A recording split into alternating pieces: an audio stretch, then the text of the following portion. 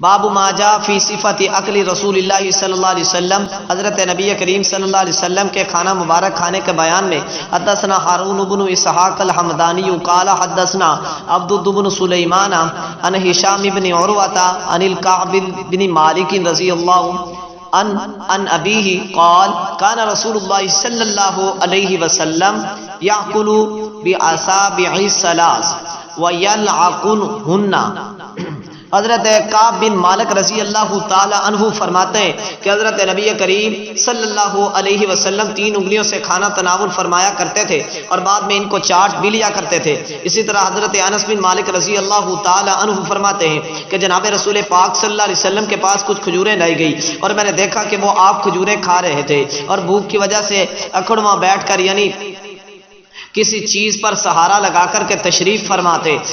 کھانا کھانے کے اداب میں سے ایک ادب یہ بھی ہے کہ کھانا 3 انگلیوں، درمیانی انگلی انگشت شہادت اور انگوٹھے سے کھایا جائے، کیونکہ ایک انگلی سے کھانا کھانا اللہ تعالیٰ کی ناراضگی کا ذریعہ ہے، 2 سے کھانا کھانا تکبر اور غرور کی علامت ہے، 3 سے کھانا کھانا سنت رسول پاک صلی اللہ علیہ وسلم ہے، 4 یا 5 سے کھانا کھانا ہرس اور لالچ کی علامت ہے۔ بسا اوقات معدہ پر بوجھ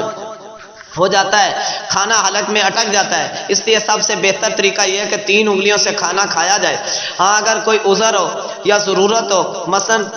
بعض دفعہ 3 انگلیوں سے کھانا کھانے میں مشکل پیش آتی ہے، جیسے موجودہ دور میں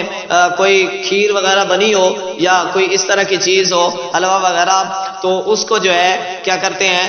4 انگلیوں کے ساتھ بھی کھا سکتے ہیں، اس میں کوئی حرج نہیں ہے۔ اسی طرح کھانا کھانے کے بعد انگلیوں کو چاٹنا بھی سنت رسول ہے، بعض روایات میں 3 مرتبہ بھی چاٹنا ثابت ہے، اور بعض روایات میں اس کی ترتیب میں وارد ہوئی ہے کہ پہلے درمیانی انگلی، پھر انگشت شہادت، پھر انگوٹھا مبارک کو چاٹ لیتے تھے۔ مسلم شریف میں کھانا کھانے کے بعد انگلیاں چاٹنے کی وجہ بھی بیان فرمائی گئی۔ حضرت نبی کریم صلی اللہ علیہ وسلم نے انگلیاں چاٹنے کی ترغیب دیتے ہوئے ارشاد فرمایا فَإِنَّهُ لَا يَدْرِي فِي أَيِّ طَعَامِ الْبَرَكَةِ، کہ انسان نہیں جانتا کہ اس کے کھانے کے کس حصے میں اللہ تعالیٰ نے برکت رکھی ہے، ممکن ہے کہ کھانا کھانے کا یہی جو حصہ آپ نے چھوڑ دیا ہے اسی میں برکت ہو جو آپ کی انگلیوں کے ساتھ لگ گیا ہے، لہذا ان کو چاٹنے کا حکم بھی رسول پاک صلی اللہ علیہ وسلم نے ارشاد فرمایا۔ بعض بیوقوف انگلیاں چاٹنے کو ناپسند کرتے ہیں، حالانکہ اتنی عقل نہیں ہے کہ انگلیوں پر جو کھانا لگاؤ یہ وہی تو ہے جو اتنی دیر سے کھایا جا رہا ہے، اس میں کیا چیز ہے جو نئی چیز ہے جو پہلے نہیں آپ نے دیکھی۔ دیکھیں اسی طرح چاول وغیرہ کھاتے ہوئے، فیرنی وغیرہ مختلف چیزیں کسٹرڈ وغیرہ کھاتے ہیں تو ایک چمچ سے کھاتے ہیں، وہی چمچ انسان کے منہ میں جاتا ہے، اس سے لعاب بھی لگتا ہے، پھر دوبارہ پلیٹ میں آتا ہے اور کئی مرتبہ یہ عمل دہرایا جاتا ہے۔ اس پہ تو کسی کو جناب کوئی تکلیف کوئی پریشانی نہیں، اس کو تو سب اچھا سمجھتے ہیں، لیکن رسول پاک صلی اللہ علیہ وسلم کی سنت کو موجودہ زمانہ میں بہت سے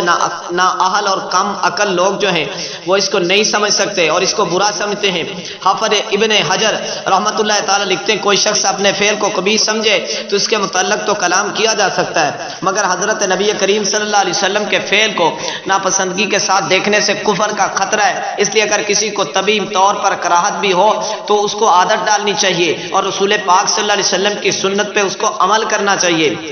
اسی طرح ٹیک لگا کر کھانا کھانے کی حدیث میں ممانعت آئی ہے، مگر اس جگہ چونکہ ذوف کی اور عذر کی وجہ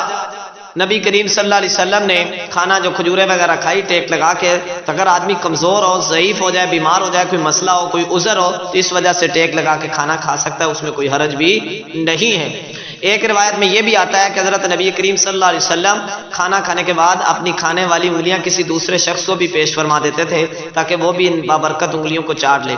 اور وہ کتنا خوش قسمت انسان ہوگا جسے نبی کریم صلی اللہ علیہ وسلم کی انگلیاں چاٹنے کا شرف بھی حاصل ہو گیا ہو۔ تو یہ تھے صحابہ جو رسول پاک صلی اللہ علیہ وسلم کی ایسی خدمت کیا کرتے تھے اور ایک ایک حکم پر جان نچھاور کرتے تھے اور آقا کی ایک ایک سنت کو زندہ کرتے تھے۔ اس لیے آج ضرورت اس امر کی ہے کہ صحابہ کرام کی جو تعلیمات ہیں، آپ کے طریقہ کار ہے، آپ کی جو زندگی ہے، اس کو پڑھا جائے اور پڑھ کر کے سمجھا جائے اور سمجھ کر کے اس کے اوپر عمل کیا جائے۔ اللہ تعالی ہم سب کو عمل کرنے کی